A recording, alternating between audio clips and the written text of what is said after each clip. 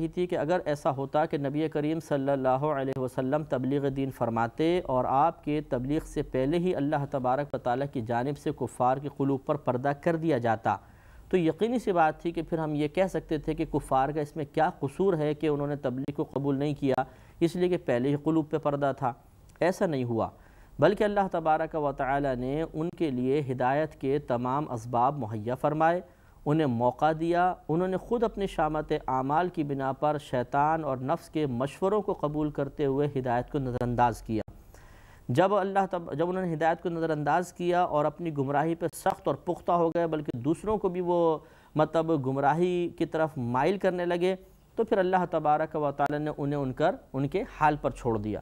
تو گویا کہ یہ ان کے حال پر چھوڑنا اور تائید غیبی کو ان سے ہٹا لینا، یہ اس کا نتیجہ یہ نکلا کہ نفس و شیطان ان پہ غالب آ گئے اور ان کے دلوں کے پر پردہ آ گیا، یعنی ایسا پردہ آ گیا غفلت کا اور کفر کی اندھیریوں کا، ایسا پردہ آ گیا کہ پھر ہدایت ان کے اوپر اثر انداز نہ ہو سکی، اور نبی کریم صلی اللہ علیہ وسلم جیسی عظیم شخصیت کی کامل ترین تبلیغ کو انہوں نے قبول نہیں کیا۔ تو گویا کہ اللہ کی طرف سے ابتداءً کوئی پردہ نہیں تھا، بلکہ ان کی شامت کی بنا پر اللہ تعالیٰ نے انہیں ان کے حال پر چھوڑ دیا۔ اس کو اللہ تعالیٰ نے اپنی طرف سے ان کے قلوب پر غلاف قائم کرنے سے تعبیر کیا ہے، لہٰذا اب اللہ کی طرف کسی قصور کی نسبت نہیں ہو سکتی ہے، اس میں کافروں کا اپنا قصور تھا۔ جیسے مثال کے طور پہ ایک استاد ایک کلاس میں ایک طالب علم پر بہت زیادہ محنت کرے، اسے اچھی طرح سمجھائے پیار سے محبت سے، لیکن وہ طالب علم اپنا رویہ درست نہ کرے، محنت نہ کرے، سبق تیار نہ کرے، یاد نہ کرے، غفلت کا شکار ہو جائے، آوارہ گردی میں پڑھائی میں پڑے، ایک دن استاد مایوس ہو کر کہے کہ جاؤ میں نے تمہیں تمہارے حال پر چھوڑ، اور پھر استاد یوں کہے کہ میں نے تو اب اس کے دل پہ پردے ڈال دیے ہیں، بالکل جائے جو کچھ کرے، کیونکہ جب استاد اسے سمجھائے گا نہیں تو وہ اپنے عادات میں اور پختہ ہو جائے گا تو اس کے دل پہ پردے آئیں گے۔ تو گویا کہ استاد نے پردے نہیں کیے، اس کی شامت اعمال کی بنا پر ہے، لیکن استاد یہ منسوب کر سکتا ہے کہ میں نے چونکہ اس کے حال پر چھوڑ دیا اس لیے اب یہ گمراہ ہو جائے گا۔ تو یہ اس طرح آپ سمجھ لیجئے بلا تمثیل اللہ تبارک و تعالی نے کفار کے لیے ہدایت کے تمام اسباب مہیا فرمائے، لیکن اس کے باوجود جب انہوں نے ان اسباب ہدایت سے فائدہ حاصل نہیں کیا تو ان کو ان کے حال پر چھوڑ دیا گیا۔ وفی آذانہم وقرا، اور ان کے کانوں میں رکاوٹیں ہیں، کیل ہیں گویا کہ وہ بات کو سنتے نہیں ہیں۔ تو ایسا نہیں تھا کہ واقعی حقیقتاً انہوں نے ایسا کیا ہو، ہاں ایسا ہوتا بھی تھا کہ بعض اوقات وہ کانوں میں انگلیاں ٹھوس لیا کرتے تھے کہ ہمیں مت تبلیغ سناؤ، لیکن بعض اوقات وہ سنتے تھے باقاعدہ، اور سننے کے بعد اس کو نظر انداز کر دیتے تھے۔ تو یہ بالکل ایسا ہے جیسے کانوں کے اندر روئی ٹھونس لی جائے کہ آدمی کو آواز ہی نہ آئے، اسی طرح ان کو آواز اگر بظاہر آتی بھی تھی تو وہ آواز کانوں کے ذریعے قلب تک نہیں پہنچتی تھی، وہ اس کو نظر انداز کر دیا کرتے تھے۔ وَإِن تَدْعُهُمْ إِلَى الْهُدَى فَلَنْ يَهْتَدُوا إِذًا أَبَدًا، اے حبیب کریم صلی اللہ علیہ وسلم اگر آپ انہیں ہدایت کی طرف بلائیں تو ہرگز وہ اس وقت ہدایت یافتہ نہیں ہوں گے، کبھی بھی نہیں ہوں گے۔ تو یہ چونکہ علم الہی میں تھا، اللہ تبارک و تعالیٰ نے ان کی آئندہ زندگی پر نگاہ فرمائی۔ اللہ تبارک و تعالیٰ کی وسعت علمی انسان کے ماضی کو بھی گھیرے ہوئے ہے، اس کے مستقبل کو بھی گھیرے ہوئے ہے، کوئی چیز اس سے پوشیدہ نہیں۔ تو اللہ تعالیٰ نے ملاحظہ فرمایا کہ یہ کفار آئندہ بھی نبی کریم صلی اللہ علیہ وسلم پر ایمان لے کر نہیں آئیں گے، تو قلب انور کی تسلی کے لیے اللہ نے بیان فرمایا کہ یہ آپ پر کبھی بھی ایمان لے کر نہیں آئیں گے۔ تو اس میں دو باتیں تھیں، ایک یہ کہ اب آپ ان پر وقت اپنا نہ لگائیں بلکہ دوسروں کی طرف متوجہ ہو جائیں، یہ اپنے کفر میں اتنے سخت ہو چکے ہیں، اور علم الہی میں یہ بات ہے کہ یہ ایمان لے کر نہیں آئیں گے۔ اور دوسرا یہ کہ نبی کریم صلی اللہ علیہ وسلم بعض اوقات ان کے ایمان نہ لانے پر بہت رنجیدہ ہوتے تھے، تو آپ کے قلب کو تسلی دی کہ آپ رنجیدہ نہ ہوں، آپ کی تبلیغ میں کوئی کوتاہی نہیں ہے، کوئی کمی نہیں ہے، یہ ان کی بدبختی ہے کہ اس کو قبول نہیں کر رہے ہیں۔ اب یہاں ایک چھوٹا سا سوال پیدا ہو سکتا ہے کہ یہ اللہ تبارک و تعالی نے ابتداءً ہی نبی کریم صلی اللہ علیہ وسلم کو کیوں نہ بتا دیا کہ یہ کافر آپ پر ایمان لائے گا، ان کو آپ تبلیغ کریں، اور یہ کافر آپ ایمان لے کر نہ آئیں گے، آپ ان پر اپنا وقت نہ لگائیں، جیسے کہ بعد میں بھی یہ ظاہر کیا گیا۔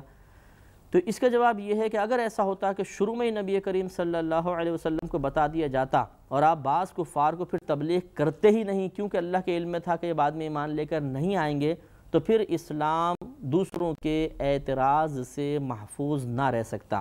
اور کہنے والے کہہ سکتے تھے کہ بھئی یہ کیا اپنے پاس سے بات بنا لی کہ بعض کو تبلیغ کر دی، بعض کو نہیں کی، جس کو نہیں کی اس کا کیا قصور تھا؟ تو پھر یہ معاذ اللہ اعتراض آ سکتا تھا نبی کریم صلی اللہ علیہ وسلم پر یا اسلام پر کہ اسلام ایک صحیح مذہب نہیں ہے کہ بعض کو نظر انداز کر دیتا ہے اور بعض کو تبلیغ کا حکم دیتا ہے، بلکہ اللہ تبارک و تعالی نے سب کو اولاً تبلیغ کا حکم دیا تاکہ ان کے لیے کوئی حجت نہ رہ جائے، وہ کوئی عذر کوئی بہانہ نہ کر سکے کہ میدان معاشر میں جا کر یہ کہہ دیں کہ اللہ تعالیٰ اگر ہمیں تبلیغ کی جاتی تو ضرور ہم ایمان لے آتے۔ اس لیے اتمام حجت کے لیے تمام کو تبلیغ کا حکم دیا۔ ہاں پھر جب یہ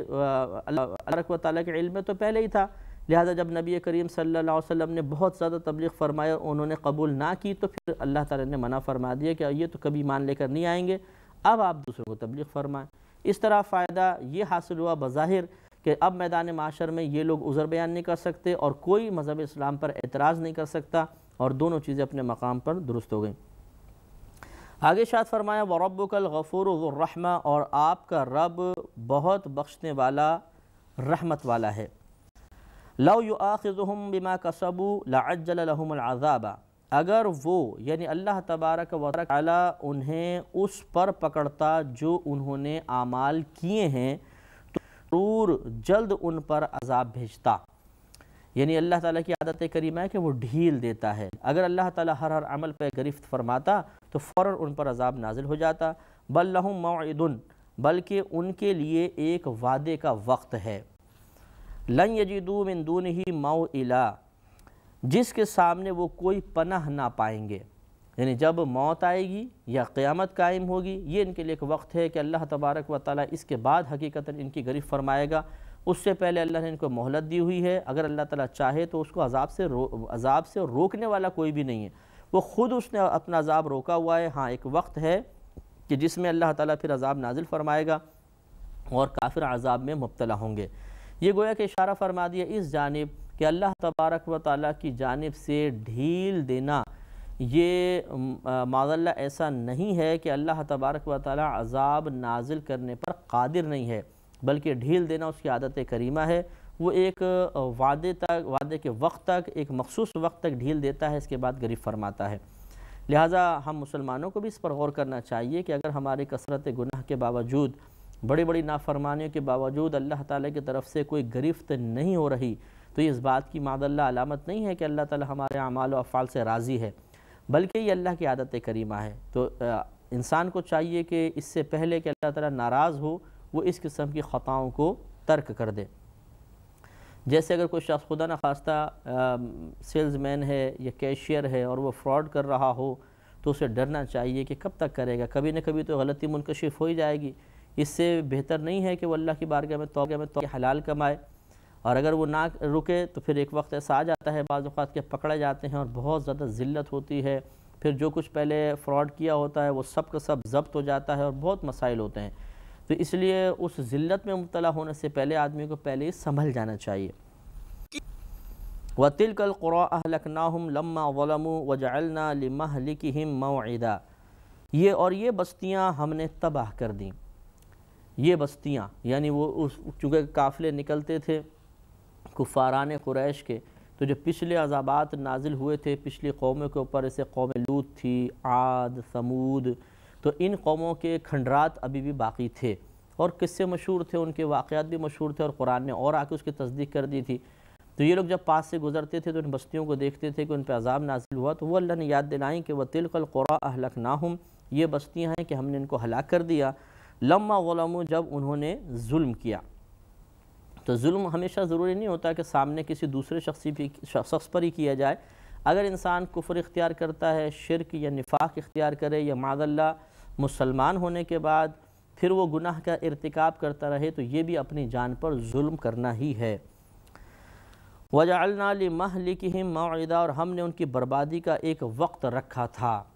یہ بھی پچھلی آیت کی تائید اور توثیق ہے کہ ہم نے انہیں پہلے مہلت دی اور جب وہ اپنے سرکشی میں حد سے بڑھ گئے تو پھر اللہ کی طرف سے وہ وعدے کا وقت آیا اور ان کے اوپر عذاب نازل ہو گیا۔ اب اس کے بعد موسیٰ علیہ السلام اور خضر علیہ السلام کا ایک مشہور واقعہ آگے ذکر کیا جائے گا جو کافی طویل واقعہ ہے، جس کا کچھ پس منظر میں آپ کی خدمت میں عرض کر دیتا ہوں کہ ایک مرتبہ اللہ تبارک و تعالیٰ اور موسیٰ علیہ السلام کا مکالمہ ہوا، تو اللہ تعالیٰ نے موسیٰ علیہ السلام کو بتایا کہ ایک علم ایسا بھی ہے جو آپ کے پاس نہیں ہے۔ تو آپ نے اللہ تعالیٰ کی بارگاہ میں التجا کی کہ یا رب کریم میں اس علم کو سیکھنا چاہتا ہوں۔ وہ علم لدنی تھا، یعنی اللہ تبارک و تعالیٰ کی طرف سے الہام کردہ امور باطنہ کا علم، پوشیدہ علم۔ ظاہر کچھ ہے اور باطن کچھ اور ہے، یعنی ظاہراً ایک واقعہ کوئی ہمیں نظر آ رہا ہے، اس کے ظاہر سے کچھ اور اندازہ ہوتا ہے، لیکن جب اس کی حکمت بیان کر دی جاتی ہے تو بالکل بات واضح ہو جاتی ہے۔ مثلاً بظاہر ایک گناہ نظر آتا ہے، ایک ناجائز کام نظر آتا ہے، لیکن جب اللہ کی طرف سے اس کی حکمت ظاہر کی جائے تو وہ بالکل ناجائز نہیں بلکہ جائز نظر آتا ہے۔ تو یہ جو حکمت کا علم ہے، کسی چیز کے اندر پوشیدہ راز کا علم ہے، یہ موسیٰ علیہ السلام کے پاس نہیں تھا بعطاء الہی، یہ تھا حضرت خضر علیہ السلام کے پاس۔ خضر کے اندر 3 لغتیں ہیں، خضر بھی آپ کہہ سکتے ہیں، خضر بھی کہہ سکتے ہیں اور خضر بھی کہہ سکتے ہیں، تینوں طرح یہ ہو سکتا ہے، اور خضر مشہور ہے اور افصح بھی ہے۔ تو حضرت خضر علیہ السلام جو ہے یہ ان کے بارے میں یہ ایک انسان تھے، اور بعضوں نے کہا یہ بنی اسرائیل سے ان کا تعلق تھا، بعضوں نے کہا پہلے شہزادے تھے پھر ترک دنیا کر کے آپ اس طرف مائل ہوئے، اور ان کے ولی یا نبی ہونے کے بارے میں اختلاف ہے۔ بعض کہتے ہیں یہ اللہ کے ولی تھے، اور جو محققین علماء ہیں وہ ان کو نبی تسلیم کرتے ہیں۔ نبی اس لیے تسلیم کرتے ہیں کہ جیسے خود واقعہ بتائے گا کہ خضر علیہ السلام کا علم موسیٰ علیہ السلام کے علم سے زائد ہے، اس کے اندر جیسے ہے تو کسی بھی غیر نبی کا علم کبھی بھی نبی سے نہیں بڑھ سکتا۔ یہ علماء اصول ہے کہ نبی کا علم غیر نبی سے زیادہ ہی ہوا کرتا ہے، اس میں کسی بھی مکتب فکر کو انکار نہیں ہے۔ لہٰذا اگر خضر علیہ السلام نبی نہ ہوتے تو ایک ولی تو ان کو سب تسلیم کرتے ہیں کہ ہر نبی ولی ضرور ہوتا ہے، لیکن ہر ولی نبی ہو یہ ضروری نہیں ہے۔ تو پھر اگر ان کو ہم یہ کہتے کہ یہ ولی ہیں تو ولی کا علم پھر نبی سے بڑھ جاتا، اور یہ مسلمہ اصول ہے کہ ایسا نہیں ہو سکتا۔ لیکن یہ علم ہے جو اللہ تعالیٰ کی طرف سے الہام کردہ ہوتے ہیں، عطا کردہ ہوتے ہیں، دینی علوم ہوتے ہیں، ورنہ دنیاوی علوم کے اندر بظاہر کسی کو اضافی خصوصیت ہو سکتی ہے، جیسے آج کل فزکس کیمسٹری کا علم ہے۔ آپ کوئی کہے کہ بھئی کیا موسیٰ علیہ السلام کے پاس فزکس کیمسٹری کا علم تھا، تو ہم تو حسن ظن قائم کرتے ہوئے یہی کہیں گے کہ اللہ تبارک و تعالیٰ نے نبیوں کو ہر چیز کی حکمت عطا فرمائی ہے، تو ان کے پاس بہت سارے علوم ہوتے ہیں، لیکن ظاہر کا اعتبار کرتے ہوئے دیکھیں تو ایسا نظر نہیں آتا ہے۔ تو ظاہر کے اعتبار سے بھی اگر بالفرض کوئی فزکس کیمسٹری میں ماہر ہے اور نبی سے اس علم کا کوئی ثبوت نہیں ہوتا، تو یہ امتی کوئی آگے نہیں بڑھ جائے گا علمی اعتبار سے، کیونکہ یہ علوم اللہ کی بارگاہ میں کوئی اہمیت نہیں رکھتے ہیں۔ اہمیت انہی امور کی ہے تو حکمت والے امور ہوں، امور باطنہ پر غیب کا علم ہو یا شرعی علوم ہوں، ان کے اعتبار سے ہی بارگاہ الہی میں فضیلت ہوتی ہے انسان کی، اور یہی امور جو ہے انبیاء علیہ السلام کے پاس یا یہ علم جو ہے اتنے زیادہ ہوتے ہیں کہ کوئی امتی ان کی برابری کسی بھی لحاظ سے نہیں کر سکتا، بلکہ کوئی بھی مخلوق نہیں کر سکتی ہے، جن، فرشتہ، انسان کوئی بھی نہیں کر سکتا۔ تو بہرحال تو اس لیے ان کو نبی تسلیم کیا جاتا ہے۔ اور آپ کو خضر اس لیے کہتے ہیں، خضر سبز کو کہتے ہیں، آپ جس مقام پر بیٹھتے ہیں، یعنی خضر علیہ السلام اگر زمین وہاں کا سبزہ مطلب وہ خشک گھاس ہو، کچھ بھی نہ ہو، تو آپ جب اٹھیں گے تو وہ سرسبز ہو جاتی ہے، اس لیے آپ کو خضر کہا گیا۔ تو اللہ تبارک و تعالیٰ نے پھر موسیٰ علیہ السلام کو بتایا کہ یہ علم اس وقت ایک شخص کے پاس ہے جو تمہیں مل سکتا ہے۔ پوچھا وہ کہاں ملے گا، تو فرمایا تم سفر اختیار کرو اور اپنے ساتھ مچھلی رکھو، بھنی ہوئی مچھلی کھانے کے لیے، جس مقام پر وہ مچھلی تمہارے سامان سے نکل کر دریا میں گر کے تیرنے لگ جائے، اس مقام پر تمہیں وہ بندہ ملے گا۔ اور مزید یہ بیان فرمائی کہ وہاں 2 دریا مل رہے ہیں، مجمع البحرین، وہ مقام ایسا کہ 2 دریا آ کر ملتے ہیں، اس مقام پہ مچھلی جو ہے تڑپ کر پانی میں گرے گی، اور اسی مقام پہ تمہیں وہ انسان نظر آئے گا۔ موسیٰ علیہ السلام نے کیونکہ جو نفوس قدسیہ ہوتے ہیں وہ ہمیشہ درجات کی بلندی کا سامان بھی کرتے رہتے ہیں، اور ان کے قلب میں جستجو بھی ہوتی ہے، لہٰذا موسیٰ علیہ السلام نے پھر سفر کا ارادہ فرمایا تاکہ میں یہ علم جا کر دیکھوں کیسا ہے، اور آپ خادم یوشع ابن نون کو اپنے ساتھ لے لیا، اور یہی بعد میں آپ کے ولی عہد بھی بنے تھے کہ تم میرے ساتھ چلو اور ہم اس سفر اختیار کریں گے، اور آپ نے چند روٹیاں اور بھنی ہوئی مچھلی اپنے ساتھ رکھ لی، اور اپنے خادم کو کہہ دیا تھا کہ جس وقت یہ مچھلی زندہ ہو کر پانی میں گر جائے تم ہمیں فوراً وہ مقام بتانا، تو ہم اس مقام پر اس شخص کو تلاش کریں گے جس سے ہم نے ملاقات کرنی ہے۔ اب یہ سفر طے کرتے کرتے کرتے کرتے اسی مقام پر پہنچ گئے، مجمع البحرین پر، لیکن وہ خادم کو یاد نہ اچھا موسیٰ علیہ السلام آرام کر رہے تھے، خادم کو ذہن میں نہ رہا، اس نے خود دیکھا کہ مچھلی نکلی زندہ ہو کر اور دریا میں تیرتی ہوئی چلی گئی، لیکن وہ بھول گیا بتانا۔ پھر جب یہ جاگے آگے تھوڑے سے بڑھے تو موسیٰ علیہ السلام کو بھوک لگی، تھکان کا احساس ہوا، تو آپ نے وہ مچھلی مانگی، تو خادم نے بتایا کہ ارے میں تو بھول گیا تھا، وہ تو پیچھے دریا میں گر گئی تھی۔ پھر آپ واپس پلٹ کر آئے اور وہاں پر پھر خضر علیہ السلام سے ملاقات ہوئی، اور موسیٰ علیہ السلام نے خضر علیہ السلام کے ساتھ رہنے کی خواہش کا اظہار کیا۔ یہاں تک کا واقعہ جو ہے وہ ہم دیکھتے ہیں کہ قرآن پاک کس طرح اس کو بیان کر رہا ہے۔ وَإِذْ قَالَ مُوسَىٰ لِفَتَاهُ، اور یاد کرو جب کہا موسیٰ علیہ السلام نے اپنے خادم سے، لَا أَبْرَحُ حَتَّىٰ أَبْلُغَ مَجْمَعَ الْبَحْرَيْنِ، میں اس وقت تک باز نہ آؤں گا جب تک وہاں نہ پہنچ جاؤں جہاں دو دریا مل رہے ہیں، او امضی حقبا، یا میں کئی مدت بہت سالوں تک مدتوں تک چلتے چلا جاؤں، یعنی یا تو مقام مل جائے، اگر نہیں ملے تو میں چلتا چلا جاؤں گا، کئی چاہے برسوں گزر جائیں، مجھے مدتیں گزر جائیں، اس مقام تک میں نے پہنچنا ہے۔ فلما بلغا مجمع بینہما نسیا حوتہما، پس جب وہ دونوں پہنچ گئے دو دریاؤں کے ملنے کی جگہ پر، نسیا حوتہما، تو وہ اپنی مچھلی کو بھول گئے۔ تو اس پر انشاءاللہ ہم آگے پھر مزید بیان کریں گے اور کریں گے بیان اگلے پروگرام میں۔ وآخر دعوانا ان الحمد للہ رب العالمین۔